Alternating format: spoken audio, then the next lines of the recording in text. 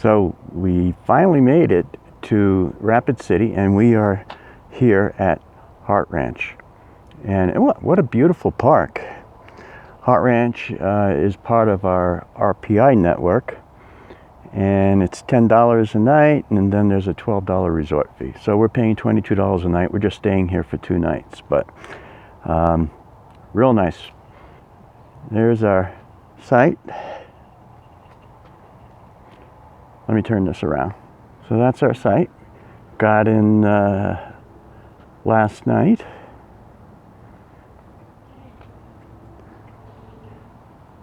And the view from down the street. So, all right, so it's a real nice site.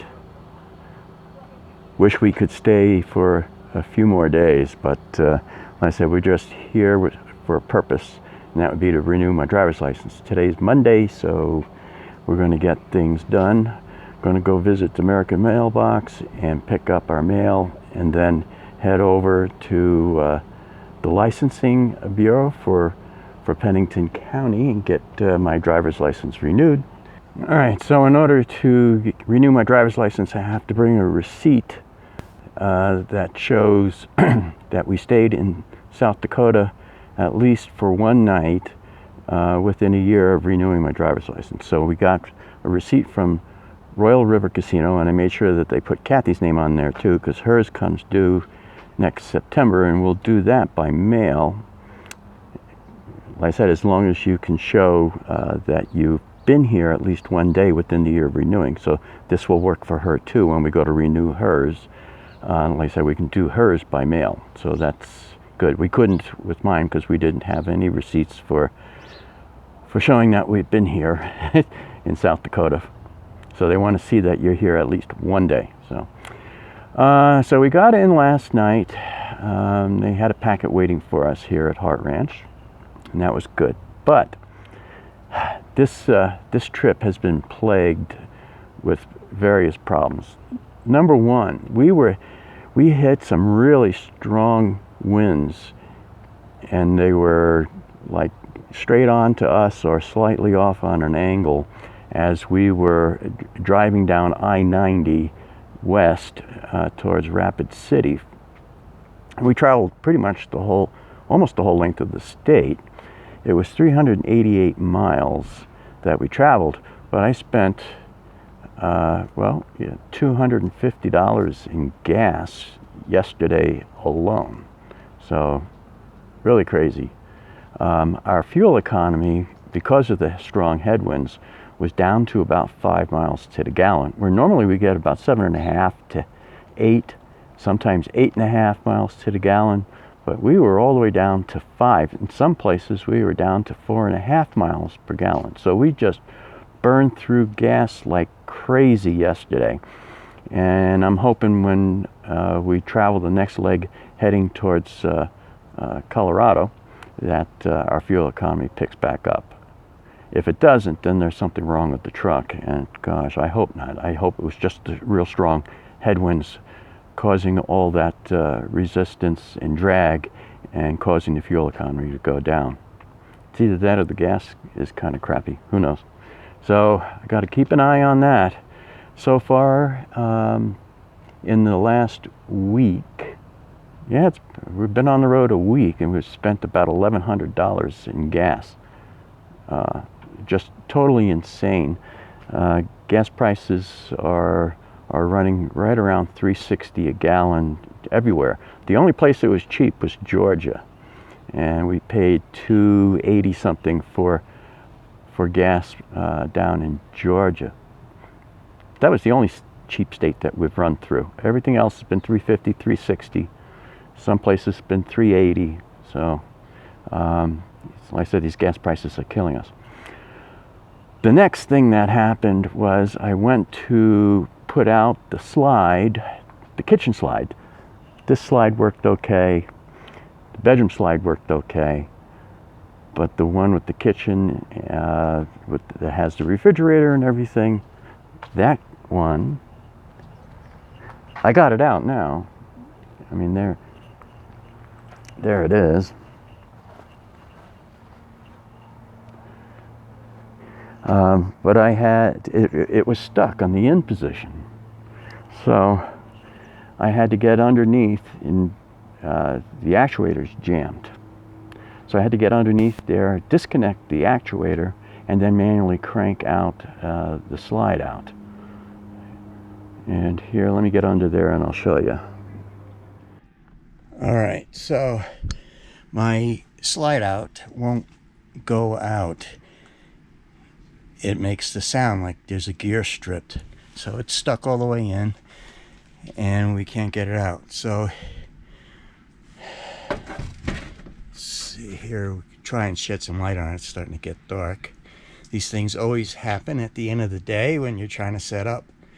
So this here is the actuator.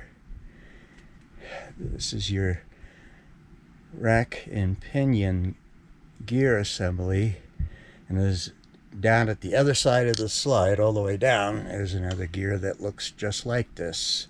So the two pinion gears drive the rack.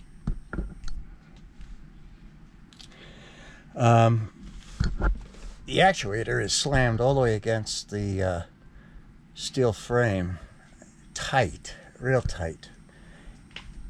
Here, and I'll show you what it sounds like. Yes. Go ahead and just give it a quick jab.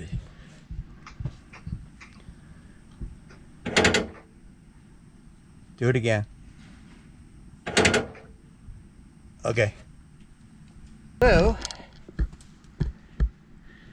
there's probably something wrong with the gearbox that's located on the motor, is what I'm thinking. So, what I'm going to do, let's see if I can, I'm going to remove this nut here to free the actuator. So I've already loosened it. I'm going to remove this nut because this actuator is what pushes this in and out. So we're going to remove this nut to free that off there, and then with a crescent wrench I'm going to manually turn this. Let's see here.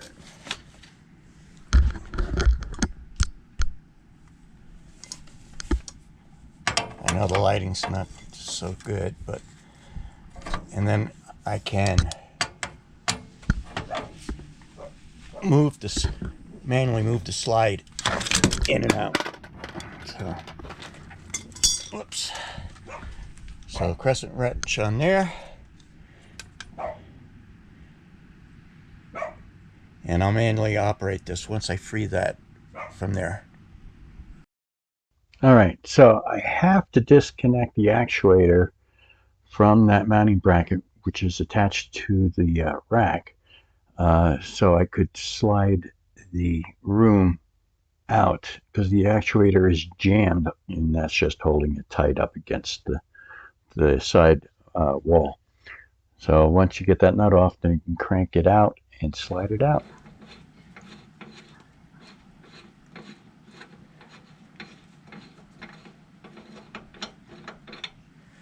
All right.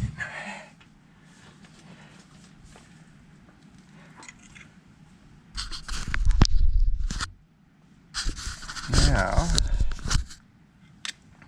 we manually operate the rack.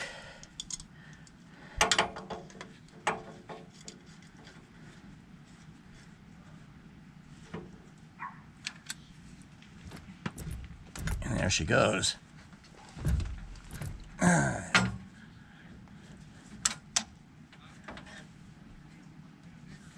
Come on, off there.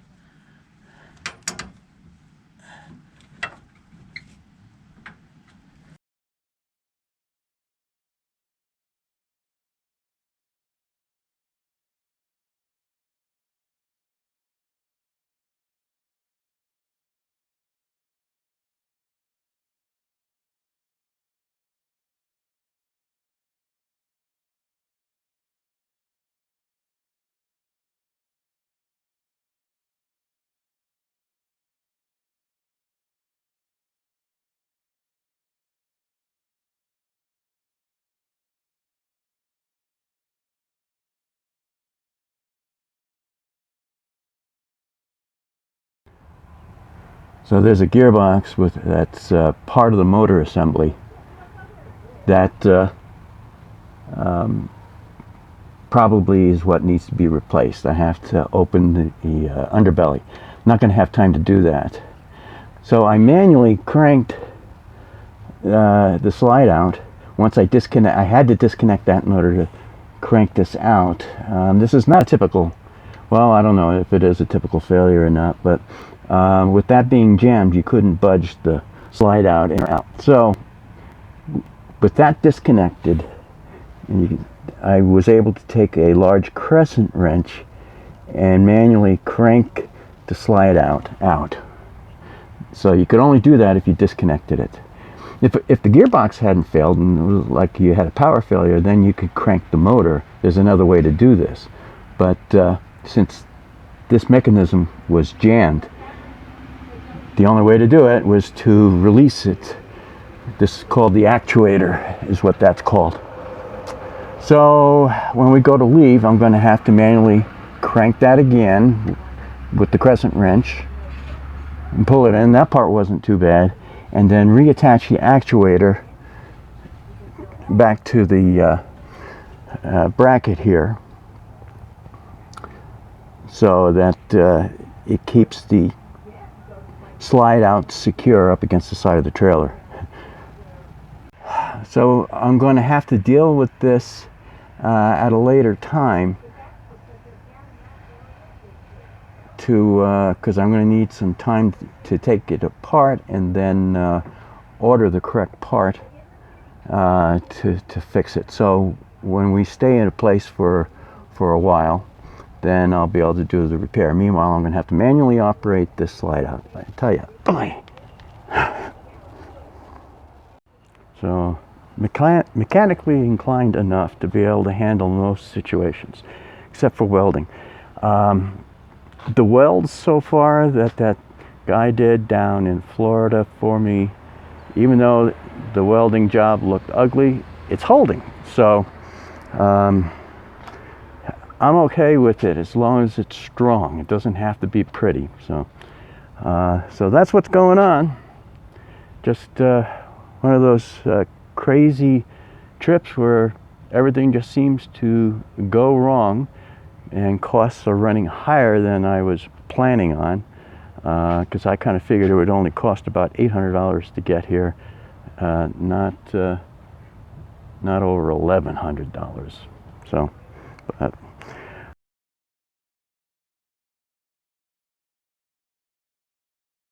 all right, so after driving so many miles to get here, here is the office and where you would renew your driver's license or get a new driver's license. Today is Monday. And what is today? September 27th. Monday. Anyway, it's closed. You gotta be kidding me. I mean, it's closed on a Monday? Well, it's open Tuesday through Friday. Closed every Monday. OMG. Well, we'll see if we can't find someplace else to go.